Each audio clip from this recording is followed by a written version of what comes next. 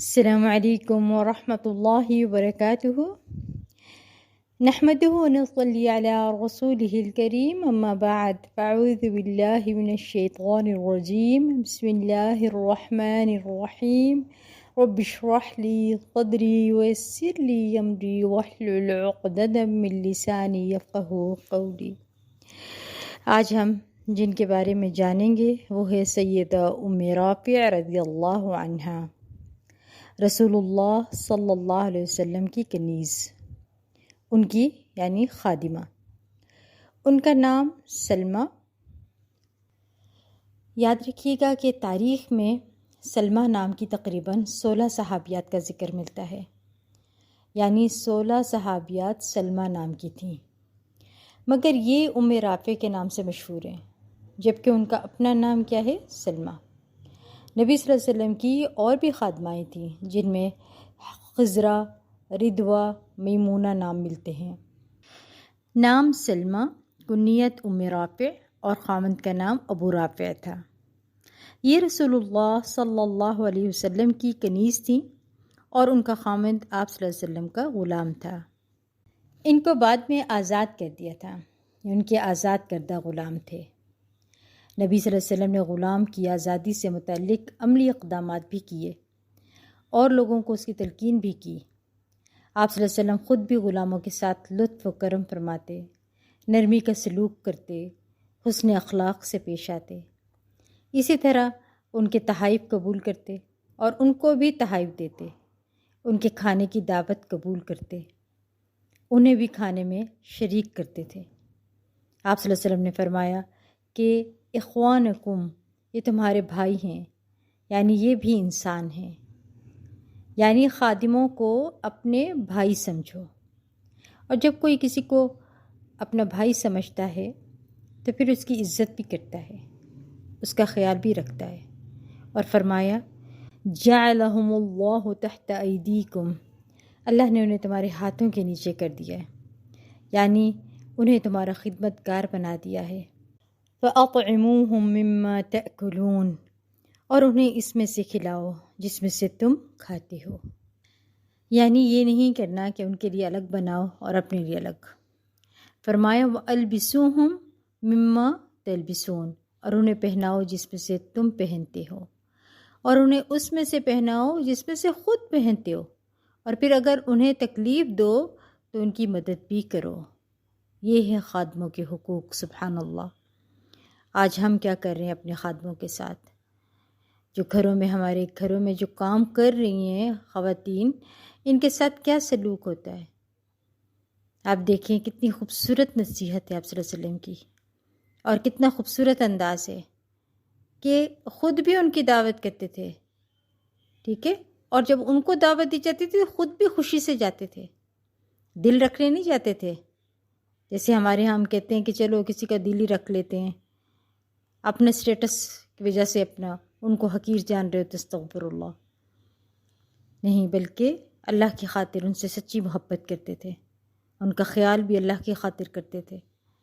ہمیں بھی یہی نصیحت ہے، اگر ان کے حدیث سے ہمیں جو عمل مل رہا ہے وہ یہی ہے کہ ہم ان کے ساتھ بھی اچھا سلوک کریں، اور ہر معاملے میں ان کے ساتھ جو بھی ہم سلوک کریں اللہ سے ڈرتے ہوئے کریں، اور ان کے ساتھ بھی ویسا ہی رویہ اختیار کریں جیسے اپنے بہن بھائیوں کے ساتھ کرتے ہیں۔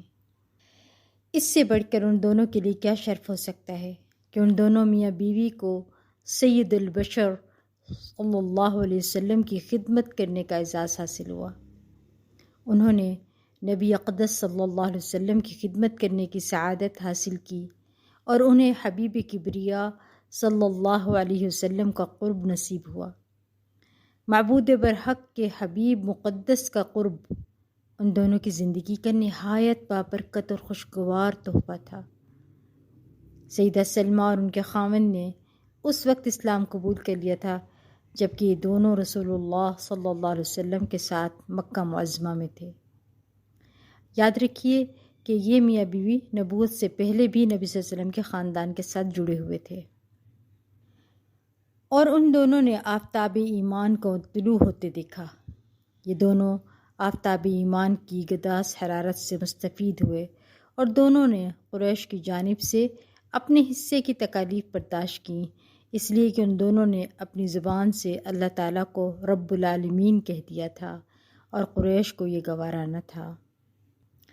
سلمہ رضی اللہ عنہا رسول اللہ صلی اللہ علیہ وسلم اور آپ کے معزز اہل خانہ کی خدمت میں مصروف رہتی تھیں اور ان کی غمی خوشی میں برابر کی شریک ہوتی، گویا گھر کا حصہ تھی یہ۔ اہل خانہ کی خوشحالی سے خوش ہوتی اور جب انہیں کوئی غم لاحق ہوتا تو یہ بھی غمگین ہو جاتی۔ دراصل حسن سلوک کا یہی فائدہ ہوتا ہے کہ دل جیتے جاتے ہیں۔ اگر کسی سے محبت کرتے ہیں اور دوسروں کا خیال رکھتے ہیں تو دوسرا بھی خیال رکھتا ہے۔ آپ کسی سے محبت کرتے ہیں تو دوسرا بھی آپ سے محبت کرتا ہے، اور اگر آپ کسی کی ضرورت کو پوری کریں گے تو دوسرا بھی پھر آپ کی ضرورت کو پوری کرے گا۔ جب سیدہ خدیجہ رضی اللہ عنہا وضع حمل کی حالت میں ہوتی تو ام رافع رضی اللہ عنہا ان کی مدد کرتی، یعنی ایک طرح سے یہ نرس کا کام بھی کرتی تھی۔ جب سیدہ فاطمہ الزہرا رضی اللہ عنہا نے جنم لیا تو ام رافع رضی اللہ عنہا نے بڑی جان فشانی سے خدمت کا فریضہ سر انجام دیا۔ آپ دیکھیں سبحان اللہ، کتنی بڑی ذمہ داری ہوتی ہے ایک بچے کی پیدائش، پھر اس کو نہلانا، اس کو سنبھالنا، اگر وہ رو پڑے تو اس کو خاموش کرنا، اور دوسری طرف ماں کی کنڈیشن کیا ہوتی ہے اس وقت ڈلیوری کے بعد، کس طرح سے جا کے ان کو سنبھالنا، یہ بہت بڑی ذمہ داری کا کام ہوتا ہے جو ام سلمہ بہترین انداز کے ساتھ سر انجام دیتی تھیں، ٹھیک ہوئی ہیں سبحان اللہ۔ غرض یہ کہ ام رافع رضی اللہ عنہا رسول اللہ صلی اللہ علیہ وسلم اور آپ کے اہل خانہ کی غمی و خوشی میں برابر کی شریک ہوتی۔ رسول اللہ صلی اللہ علیہ وسلم کے اہل خانہ جب خوش ہوتے تو یہ بھی خوشی سے نہال ہو جاتی، اور جب وہ کسی غم اندوہ میں مبتلا ہوتے تو یہ بھی غمگین ہو جاتی۔ ایک اور جگہ یہ بھی ذکر ملتا ہے کہ جب حضرت زینب کی شادی نبی صلی اللہ علیہ وسلم کے ساتھ ہوئی، ان کا نکاح آسمان پر اللہ نے کروایا، تو اس وقت حضرت زینب کو اس نکاح کا علم ہی نہیں تھا، تو رسول اللہ صلی اللہ علیہ وسلم نے فرمایا کہ کون جائے گا زینب کے پاس اور انہیں یہ خوشخبری دے گا کہ اللہ سبحانہ تعالیٰ نے ان کا نکاح آسمانوں پر کر دیا ہے۔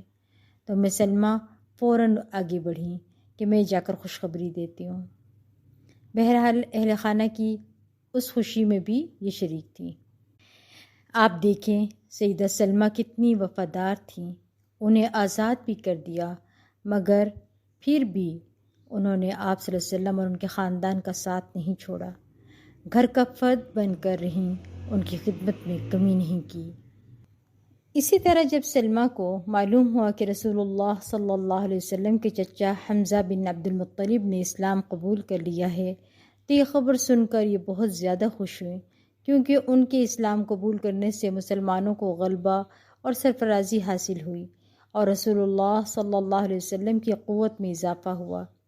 جب سیدنا حمزہ بن عبد المطلب کو پتہ چلا کہ قریش کے بدبخت ابو الحکم بن ہشام جو ابو جہل کے نام سے مشہور ہے، اس نے میرے بھائی کے بیٹے کو گالی دی ہے، تو سیدنا حمزہ غضبناک ہو کر ابو جہل کے پاس گئے۔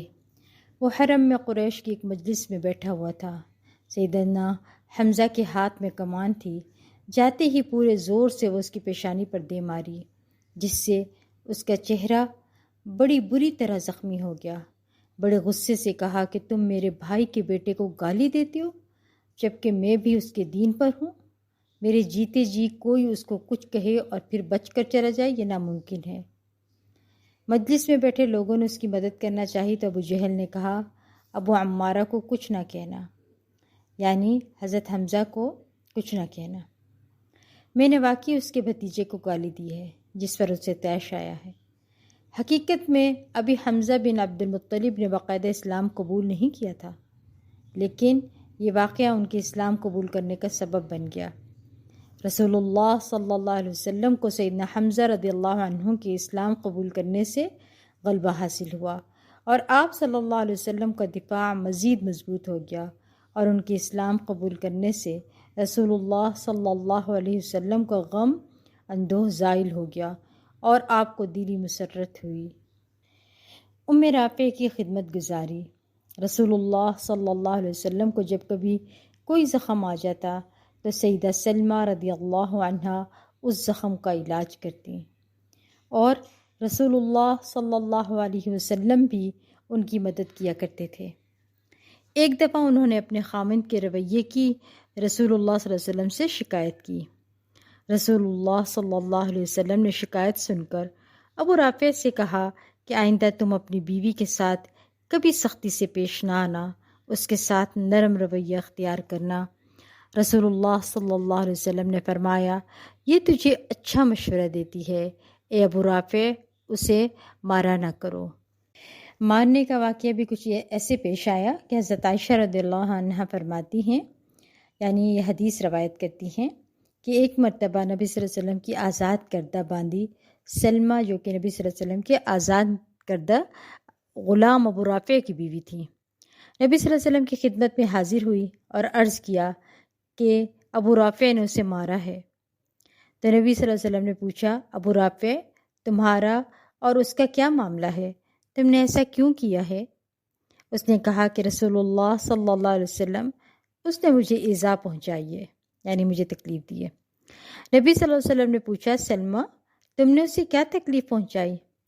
سیدنا سلمہ نے عرض کیا کہ یا رسول اللہ صلی اللہ علیہ وسلم، میں نے اسے کوئی تکلیف نہیں دی، نماز پڑھتے پڑھتے ان کا وضو نہیں رہا تو میں نے ان سے کہہ دیا کہ اے ابو رافع، اللہ تعالیٰ نے مسلمانوں کو حکم دے رکھا ہے کہ اگر کسی کی نماز میں وضو ٹوٹ جائے تو وہ دوبارہ وضو کرے، تو بس اتنی بات پر یہ کھڑے ہو کر مجھے مارنے لگے۔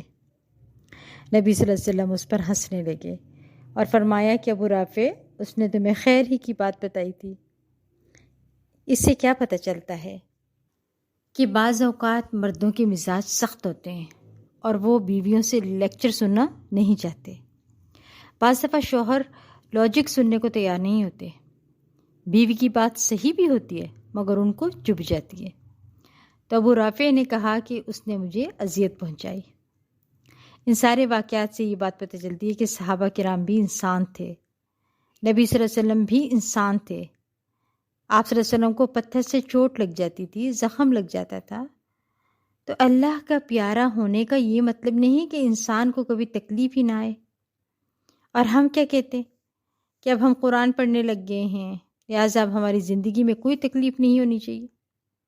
مگر یاد رکھیں کہ اللہ سبحانہ تعالیٰ اپنے بندوں کو ہی آزماتا ہے۔ رسول اللہ صلی اللہ علیہ وسلم ام رافع کو تعلیم بھی دیا کرتے تھے۔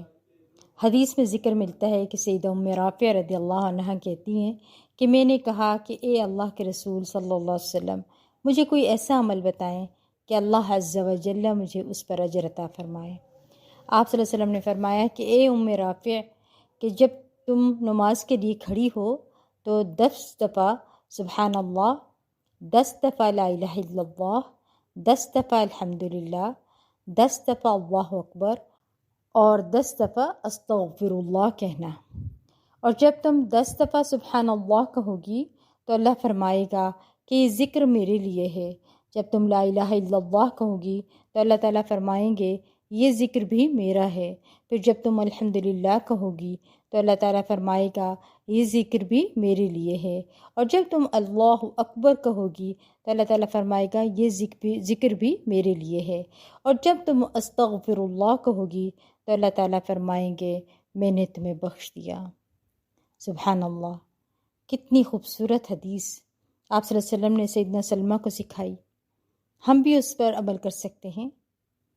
یہ جو ہم نماز کی ابتدا میں ثنا پڑھتے ہیں نا، سبحانک اللہم وبحمدک وتبارک اسمک، یہ والی جب ہم پڑھتے ہیں تو اس کے بارے میں مفسرین یہ کہتے ہیں کہ اس کی جگہ پر بھی یہ بھی پڑھ سکتے ہیں۔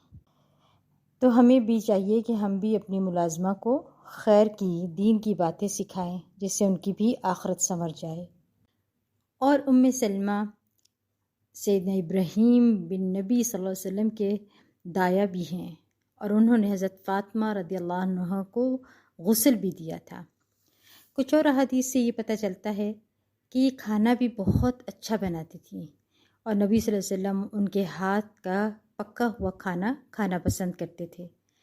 ایک مرتبہ حضرت حسن بن علی رضی اللہ عنہ، حضرت عبداللہ بن عباس رضی اللہ عنہ اور حضرت عبداللہ بن جعفر رضی اللہ عنہ، یہ سب ایک مرتبہ آپ صلی اللہ علیہ وسلم کی وفات کے بعد حضرت سلمہ کے پاس گئے اور کہنے لگے کہ آپ ہمیں آج وہ کھانا کھلائیں جو حضور صلی اللہ علیہ وسلم کو پسند تھا۔